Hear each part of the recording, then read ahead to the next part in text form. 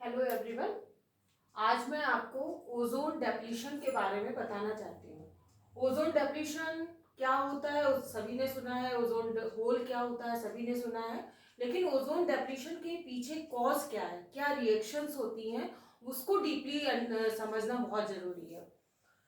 हमें मालूम है कि हमारे यहाँ पर अर्थ और सन के बीच का जो रेंज है, एरिया है, उसको बहुत सारे स्फीयर्स में डिवाइड किया गया है। एटमॉस्फेयर है, ट्रोपोस्फियर है, थर्मोस्फियर है और एक आता है स्ट्रेटोस्फियर। स्ट्रेटोस्फियर ये वो रेंज है या ये वो लेयर है जहां पर ओजोन मॉलिक्यूल्स की कंसंट्रेशन सबसे ज्यादा होती है।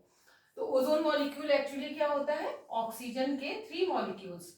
ऑक्सीजन एक्चुअली 3 फॉर्म्स में पाई जाती है। First is nascent oxygen and second is oxygen molecule, this is oxygen molecule, and another is the ozone molecule.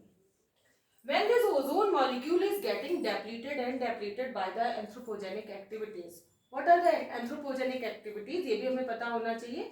Anthropogenic activities are the man-made activities, human-made activities, जो हम nature में abnormalities create करते हैं अपनी daily activity, daily life की activities की वजह से हम जो पॉल्यूशन करते हैं या नेचर में एबनॉर्मल चेंजेस करते हैं, that are known as anthropogenic activities. तो एंथ्रोपोजेनिक एक्टिविटीज अगर नहीं होती हैं तो ये ओजोन की जो लेयर है, यहाँ पर जो ये ओजोन के मॉलिक्यूल्स हैं, ये अपने आप बनते और बिगड़ते रहते हैं। इनका रिएक्शन क्या होता है?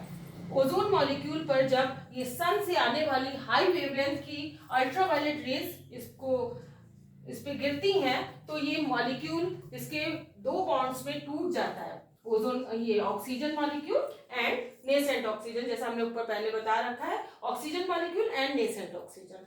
क्यों? क्योंकि इसमें से यहाँ से इनके बीच का बॉन्ड टूट गया हाई वेवलेंथ की वजह से। अब ये नॉर्मल कंडीशन है, this is the reversible reaction, और फिर से ये आपस में ये हाईली रिएक्टिव कंडीशन होती है और आपस में फिर से ये ओजोन मॉलिक्यूल में कन्वर्ट हो जाते हैं। ये तब तक कंडीशन है जब तक हमने अपनी कोई एक्टिविटीज नहीं करी। अब यहाँ अर्थ पर हमारी तरफ से पॉल्यूशन हो रहा है, जिसकी वजह से सीएफसी गैसेस या फ्री रेडिकल्स हम पॉल्यूशन के फॉर्म में ऊपर की तरफ भेजते रहते हैं। फ्री रेडिकल्स क्या? जैसे chlorine, bromine, iodine, hydroxyl ions, these are the free radicals. Free radicals मतलब क्या होता है? जिनके पास एक फ्री वैलेंसी होती है, they are the highly reactive radicals. ये ऊपर जब जाते हैं तो वहां पर एक्चुअली क्या होता है, रिएक्शन क्या होती है? ओजोन का मॉलिक्यूल, ये ओजोन मॉलिक्यूल है, ये जब फ्री रेडिकल के साथ रिएक्ट करता है तो वहां पर रिएक्ट करने के बाद वहां पर ही कन्वर्ट हो जाता है इस कंडीशन में। अब आप देखो यहाँ पर ClO बन गया और ऑक्सीजन मॉलिक्यूल बन गई। अब यहाँ पर जो नॉर्मल कंडीशन थी नेसेंट ऑक्सीजन वाला, यहाँ पर नेसेंट ऑक्सीजन है ही नहीं, तो ये यहाँ पर रिएक्ट किससे करेगा? Again this free radical ClO फिर से एक अगेन ओजोन मॉलिक्यूल के साथ रिएक्ट करेगा और खुद फ्री हो जाएगा और यहाँ ऑक्सीजन के मॉलिक्यूल्स बन गए, 2 मॉलिक्यूल्स। तो यहाँ पर ये फिर से फ्री हो गया, अगले नेक्स्ट ओजोन मॉलिक्यूल को फिर से डिस्ट्रॉय करने के लिए। And this is the chain reaction which is going continuously.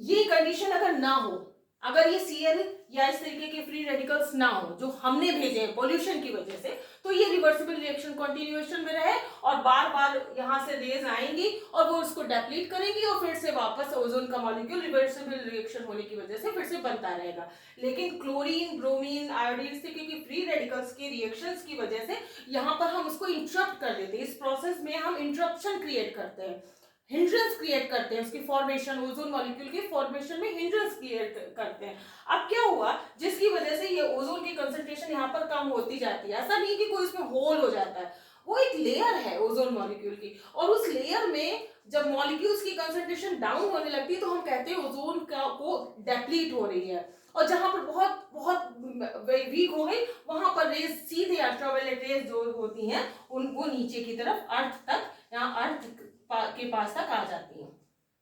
क्यों? क्योंकि अब यहां पर इनको रोकने वाला कोई है ही नहीं।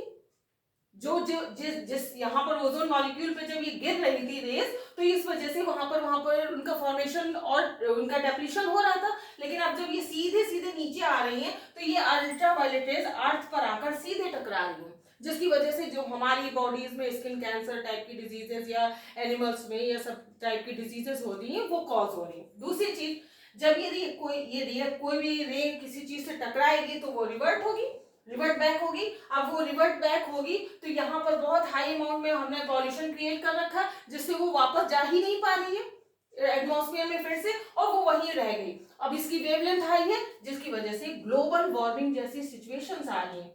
This is actually what is the ozone depletion, और क्यों ओजोन डेप्लीशन क्यों हो रहा है, उसको एक रिएक्शंस में हमको समझना चाहिए। तो हमारा काम क्या है, हम एंथ्रोपोजेनिक एक्टिविटीज को रोके, ओजोन तो अपने आप सेव हो जाएगी। Thank you.